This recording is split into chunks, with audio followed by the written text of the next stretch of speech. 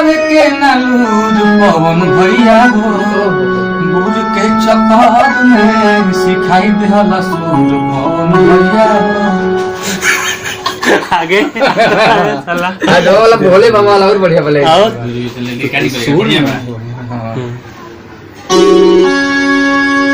सुर में गाता ना ये अच्छा रखे रहे तुमको गावे के नालूर पवन भैया हो गुर के चक्कर में सिखाई देहला सूर। और काशी भोलेनाथ वाला बहुत तो बढ़िया हवा दानी करे लो दान हो अरे उड़ैले बाड़ी बिहार यूपी में गलत लौरी धूल पवन भैया हो मस्त लाइन है गुर के चक्कर में तू सिखाई देहला सूर। मस्त अरे लाइन है तू तो हवा दानी करे लो दान कैसे कहो जाओ तो भोलेनाथ लेके हवा दानी रहली पे सूर तू तो भर देला सूर पवन भैया हो। नाम बारे ने क्या और भोले बाबा दानी वाला लाइन तू तो हवा दानी तू तो हवा दानी खाना दानी बढ़िया बढ़िया बा बहुत बढ़िया लाइन बढ़िया है बा बहुत मस्त लाइन है अच्छा लागे इज्जत के गाना अच्छा लगे इज्जत बचाई जाला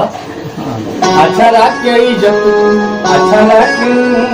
बचैया इज्जत गानी तू तो हवा खानदानी कोई दिया रानी खान बढ़िया लाइन है अरे अरे हली पकड़ बनैला करीना कपूर पवन भैया हो गुर के चक्कर में सिखाई देहला सूर। मस्त है यार मस्त गाता है लिखबो तो ना गाना ना अरे आगे बोल कंपोज कर कंपोज कर गाना बढ़िया कौन बहुत अच्छा कंपोज किया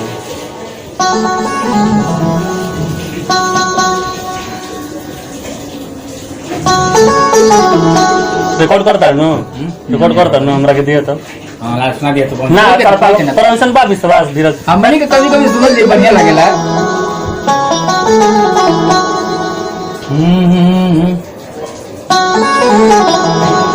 कर कंपोज कर तनिया कबे जगह चाटत रह बंद मियाज खराब पुल अरे देहि से खेसारी नाम के वायरस निकलल ओहो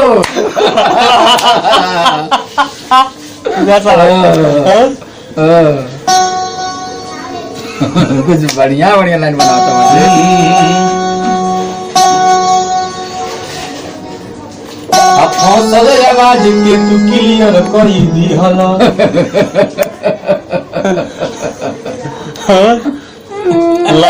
लाइव पियला भरपूर नवरपुर में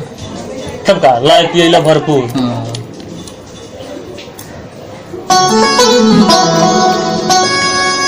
कियर ले जाके कोचा में कियर ला चना चूर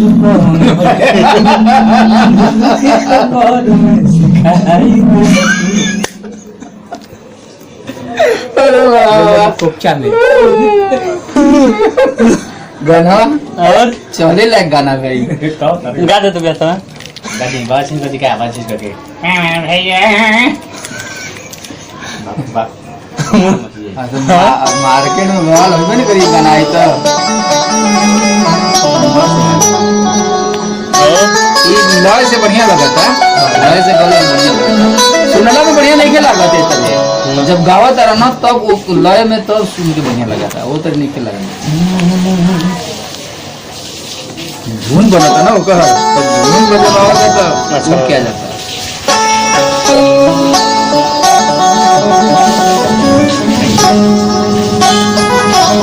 लास्ट अंतर व्यास